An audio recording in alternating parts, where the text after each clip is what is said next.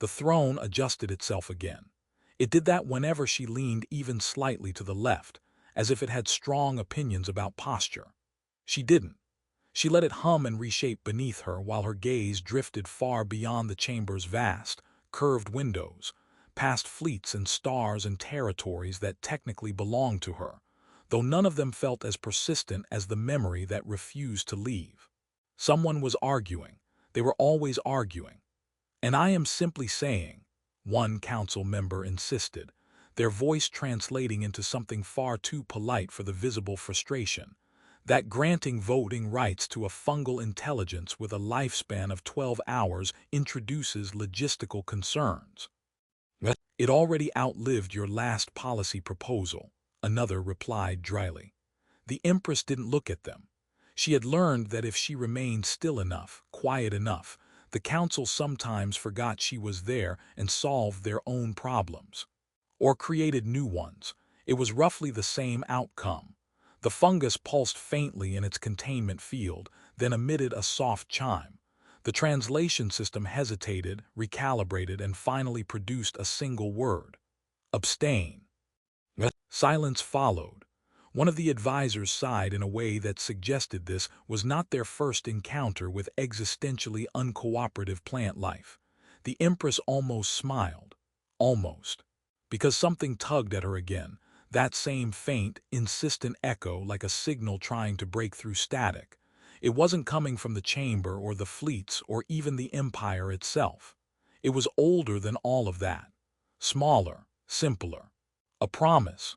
She shifted slightly, and the throne made a soft, approving adjustment this time, as if it had finally accepted her compromise with gravity. Her fingers traced the edge of the armrest, though she wasn't really feeling it. She was somewhere else, a sky she couldn't fully remember, a voice she couldn't quite hear, and the strange certainty that she had agreed to something she did not understand. "Your radiance." She blinked. The chamber returned all at once. The council, the light bending softly through engineered glass, the quiet hum of distant starships waiting for decisions only she could make. "Yes," she said, her voice steady enough to convince anyone who didn't know her. "There is the matter of the outer expeditions," another advisor continued, projecting a star map into the air. Several regions flickered in unstable patterns, coordinates folding and unfolding like they were unsure of their own existence. "We've received reports of navigational inconsistencies. Ships entering these sectors are experiencing, well, they come back slightly wrong," someone else added. "That is not an official classification." "It should be." The Empress leaned forward, just enough for the throne to panic slightly and readjust. "Send more," she said. A pause. "With respect," the first advisor replied carefully, "we don't yet understand what is causing the distortions. It may be a naturally occurring phenomenon or something waiting," another voice muttered. The Empress's gaze sharpened, though not at them, at the map, at a point that didn't quite exist. "That region," she said quietly, indicating coordinates that flickered as if resisting attention. "Expand the search there." "That area was erased from the archive centuries ago," someone pointed out. "Then it won't mind being rediscovered." A few of them exchanged looks. One of them attempted to whisper discreetly and failed spectacularly. "She's doing it again." "I am not doing it again," the Empress said without turning her head. "I am issuing a directive." "Of course, Your Radiance." The fungus chimed again, as if in agreement or mild amusement. For a moment the tension broke.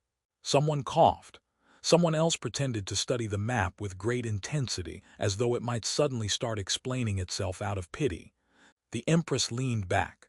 The throne approved. And far beyond the borders of everything she ruled, something stirred, subtle, patient, and impossibly familiar, like a memory waiting to be remembered properly this time. The ship refused to agree on where it was. That was the official report. Unofficially, it had begun arguing with its own navigation system, which insisted that left and forward were now philosophical suggestions. The crew had stopped correcting it after the third time the corridor looped back into itself and politely pretended nothing had happened. Status, the Empress said.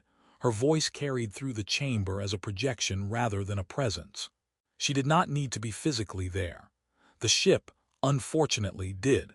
"We are approaching the coordinates," the captain replied, though he sounded like a man who no longer trusted the meaning of the word approaching. Or possibly leaving them, it's unclear. The stars are reconsidering. A pause followed, filled with the quiet hum of systems trying very hard not to panic. "She means they're moving," another officer added, as if translating for sanity. "They're not moving," someone else muttered. "They're blinking." The Empress watched the feed. The stars did blink.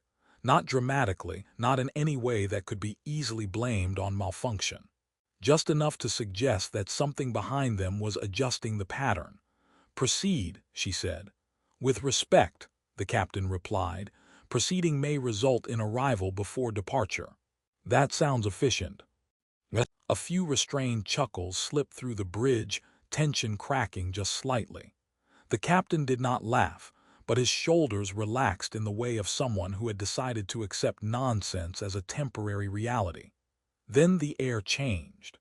Not visually, not immediately. It was more like the ship inhaled without permission. A figure stood near the observation panel where no one had been a moment ago. Security reacted too late, which was to say, they reacted exactly as late as everyone else. The woman tilted her head, studying them with an expression that felt almost curious, if curiosity could be slightly out of sync. Her skin shimmered faintly, not reflecting light but rearranging it. Beneath it something moved, pinpricks of brightness shifting like distant stars trying to remember their positions. "Hello," she said. Her voice arrived a fraction of a second before her lips moved. The captain blinked. How did you get on this ship?" "I arrived," she said, as if that answered everything. "That does not answer anything." She considered this. "Then I arrived confusingly." One of the officers coughed to hide a laugh and failed. Security raised their weapons, though not very confidently. The woman looked at them, then at the weapons, then back again. "Are those for me?" she asked. "Yes," the captain said. She nodded thoughtfully. "That seems excessive. I am only one person." "Possibly more, but currently one." Silence. The Empress leaned forward in her distant chamber, watching closely now. "Identify yourself," she said through the ship system. The woman's gaze shifted slightly, not toward any visible speaker but toward the idea of one. "I do not remember having a name that fits here," she replied. "But I remember you." The bridge stilled. "That is unlikely," the captain said carefully. "It is very likely," she corrected. "You just haven't done it yet." Another officer whispered, "I hate this." The woman smiled faintly, as if she had heard it and appreciated the honesty. Her eyes were not aligned in their focus. One settled on the captain, steady and present. The other drifted, lagging slightly behind, as though watching a delayed version of the same moment. "You are going somewhere you have already been," she continued, almost conversationally. "It doesn't always go well the first time." The captain rubbed his temples. "We've never been here." "You have," she said gently. "You just don't agree with it yet." The Empress's voice cut through again, sharper now. "What is at those coordinates?" The woman turned her attention fully this time, both eyes aligning for a single, unsettling second. She said. A beat passed, then softer, almost apologetic. "And what you promised." No one agreed to move, but the ship moved anyway. It didn't accelerate. It didn't turn. It simply decided that here and there were now the same place and adjusted accordingly. The navigation system made a soft, defeated sound and stopped trying to explain itself. "We have arrived," it announced, then added almost bitterly, "apparently." The captain exhaled slowly. "Of course we have." The woman near the observation panel leaned forward slightly, as if listening to something no one else could hear. "It remembers," she said. "What remembers?" Someone asked. She pointed not at space but through it. At first nothing changed. Then the stars bent. Not dramatically, not violently. They simply leaned, like an audience adjusting to see the stage better. The darkness between them deepened, stretched, and folded inward until it formed something that could not be comfortably called a planet. "We're not orbiting anything," an officer whispered. "We're inside it," another replied. "That is worse."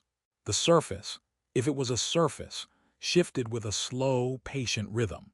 Structures appeared and dissolved without committing to either state, like thoughts that couldn't decide whether to be remembered. The captain cleared his throat. "Scan it." "We did," came the reply. The scan came back as a question. "A question?" "Yes, it's asking who is observing it." "That's not how scans work." "It is today." A quiet chuckle slipped from the back of the bridge. It didn't last long. The Empress watched everything, her fingers now still against the throne. The echo in her mind had grown louder, clearer. Not words, not exactly. More like a recognition pressing against the edge of thought. "This is the place," she said. The woman nodded. "It always is." "You've been here before." "Yes," she answered, then paused. "And no, it depends which version you ask." "That is not helpful." "It is accurate." The captain stepped closer to the observation panel, though every instinct suggested he should do the opposite. "What is it?" he asked. The woman tilted her head again. "It is where decisions wait." "That sounds deeply unhelpful." "It usually is." The ship shuddered, not from impact but from agreement. Something beyond it, around it, acknowledged their presence. Then the air shifted, not physically, not visibly. But everyone felt it, the sudden, undeniable awareness that something else was now aware of them. "Oh," the woman said softly, "there it is." "What?" the captain demanded. Instead of answering, she closed her eyes. The bridge lights flickered. And then, the Empress was no longer in her chamber. She was standing somewhere else, somewhere smaller. A sky stretched above her, unfamiliar yet intimately known. The air felt lighter, thinner, not because it lacked weight, but because it hadn't decided how much to have yet.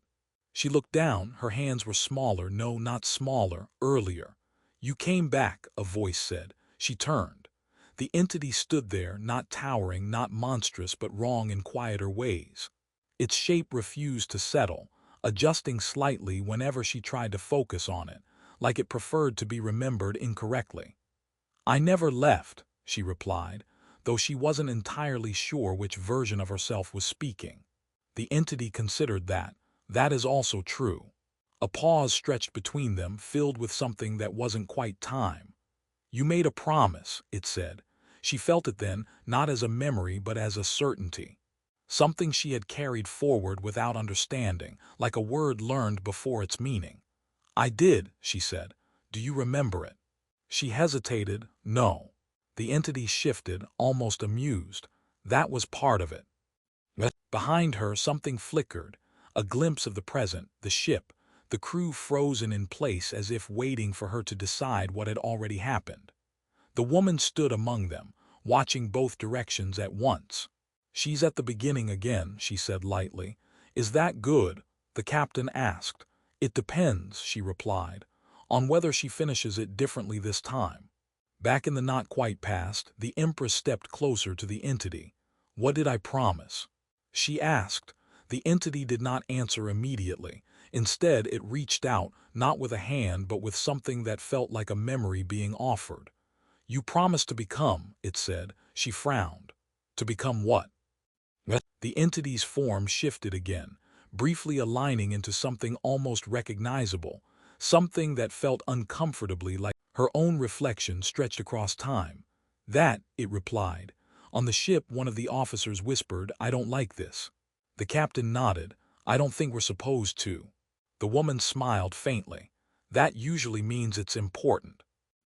The lights dimmed once more, and somewhere between past and present, the promise began to remember itself. The silence did not wait for her to decide. It leaned in, patient, as if it had done this before and would do it again as many times as necessary. She looked at the entity, then at her own smaller hands, then somewhere past both of them. "You said I promised to become," she said. "That sounds like something I would agree to without reading the consequences." "That is correct," the entity replied. "Was I at least dramatic about it?" "You insisted it was very important." She exhaled. Good, I have a reputation to maintain. Behind her, the flicker of the present pressed closer. The ship, the crew.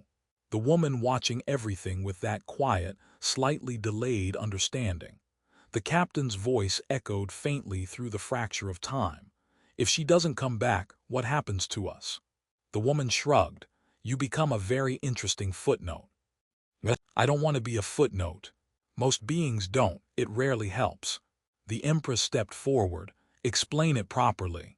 The entity shifted, as if adjusting to a more precise version of itself. You asked to continue, it said. Not as one life, but as many. Not as a ruler, but as a pattern. You wanted to see what you could become if you were not limited to a single perspective. That sounds like me, she admitted. Ambitious, slightly reckless.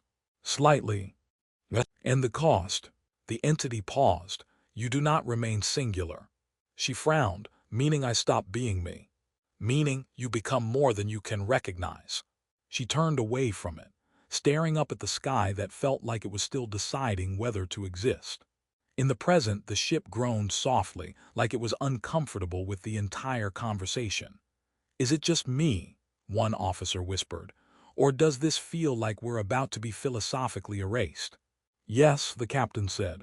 It does feel like that. The woman smiled. Don't worry, if you are erased, you probably won't remember being upset about it. That is not comforting. It's not meant to be. The Empress closed her eyes for a moment. I built an empire, she said quietly. I made decisions that shaped entire species, and now I'm supposed to dissolve. You asked for it, the entity reminded her. I was younger. You were precise. She laughed softly, despite everything. Of course I was. Her eyes opened again, clearer now. If I do this, she said, what happens to them? The entity followed her gaze, not physically but conceptually, toward the ship, the crew, the countless lives orbiting her existence. They continue, it said. They always do. That's reassuring. It is not meant to be. She nodded slowly. Then, almost as an afterthought, she added, if I refuse. The entity's form stilled. You will remain, it said, as you are. And the promise? It will wait. For how long? The entity did not answer. She smiled faintly. That long, then. In the present, the woman's expression shifted, something softer, almost hopeful. She's close, she murmured. To what? The captain asked. To deciding whether she wants to stay one person or become a very complicated rumor. I would choose person. That is because you are one. He considered that fair. The Empress took a breath, then another, and then she stepped forward. I remember something, she said. The entity remained still. I didn't make the promise because I wanted power, she continued. I made it because I was curious, because I didn't want the universe to end with what I could understand. The entity inclined slightly. Yes. She smiled, but there was something steadier in it now. I still don't. The silence shifted, and for the first time it felt like it was waiting for her. Then I'll keep the promise, she said. But not like this. The entity paused. That is not one of the options. It is now. On the ship, something snapped back into place. Not physically, more like reality had decided to stop being flexible for a moment. The woman blinked, both eyes aligning fully. Oh, she said. The captain leaned forward. Oh, what? She changed it. That doesn't sound allowed. It wasn't, the woman replied, smiling wider now. But it's very her. Back in the fractured moment, the Empress stood taller. I will become more, she said, but I will remain myself, not scattered, not lost, shared. That is inefficient, the entity said. That is intentional. A pause stretched, longer than time, shorter than a decision. Then the entity shifted, adjusted, accepted. The sky settled. The fracture closed. The Empress stood once more in her chamber, her hand still resting on the arm of the throne as if she had never moved. The council was silent. The fungus pulsed. Did we resolve the voting issue? She asked calmly. No one answered. On the distant ship, the stars returned to their proper places, as though slightly embarrassed by their earlier behavior. The woman exhaled softly. So, the captain said carefully, Are we still a foot? Note. She tilted her head. No, she said, you're part of the story now. Is that better? Much. Far beyond them, something vast shifted. Not broken, not undone, but rewritten in a way that allowed something new to exist. And for the first time, the promise did not feel like a wait. It felt like a beginning. We've reached the end of another story. Stay tuned for a new adventure.